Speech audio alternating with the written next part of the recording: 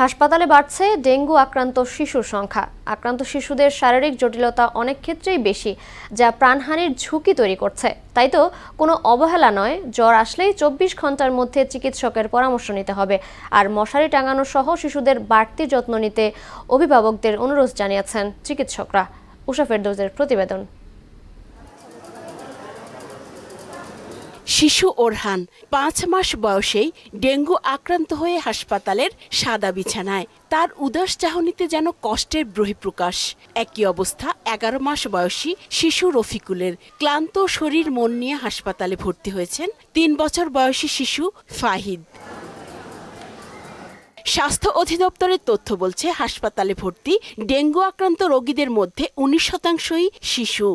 হঠাৎ করে 3টা বাজে জ্বর আসছে, জ্বর আসার পর থেকে বমি, তারপর রক্ত পরীক্ষা করছি, রক্ত পরীক্ষার পরেও ডেঙ্গু ধরা পড়ছে। ওর জ্বর হচ্ছে প্রথম জ্বর হইয়া খিচুনি উঠে গেছে 103 ডিগ্রি জ্বর। 2 দিনের জ্বরে কেসিনি হয়ে গেছিল না, কেসিনিতে যে ডেঙ্গু ধরা পড়ছে। প্রথম থেকে ভালো ছিল, একটু ছিল ডেঙ্গু পাইছে, তাই এখানে ভর্তি হয়েছি।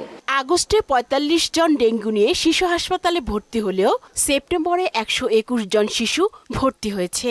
নতুন সব উপসর্গ নিয়ে জটিলতা বাড়ছে বলেও জানালেন এই চিকিৎসক। আমরা ডেঙ্গু পেশেন্ট হিসেবে আমরা ফিল করি যে একটা ডেঙ্গু পেশেন্টের অনেক জ্বর হবে, একটা ডেঙ্গু পেশেন্টের হয়তো চোখের পিছনে ব্যথা, যে উপসর্গগুলো আগে বলা হয়েছে সবার সামনে, হাড় ভাঙা জ্বর বলে যেটাকে, মানে ব্রেক বোন ফিভার বলে এটাকে। হ্যাঁ, এত বেশি ব্যথা হয় শরীর এবং হাড়ের চারপাশ, এবং চোখের পিছনে অসম্ভব পেইন হয়, চোখ নাড়লে ব্যথা করে।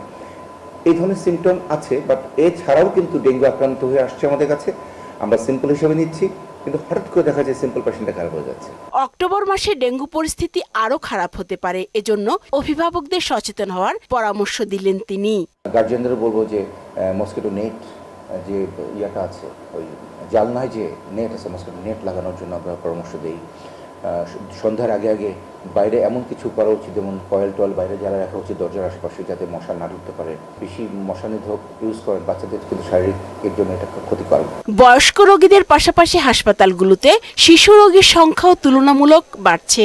কেউ কেউ আবার আক্রান্ত হচ্ছে দ্বিতীয়বারের মতো। উষা ফেরদৌস, মোহনা সংবাদ, ঢাকা।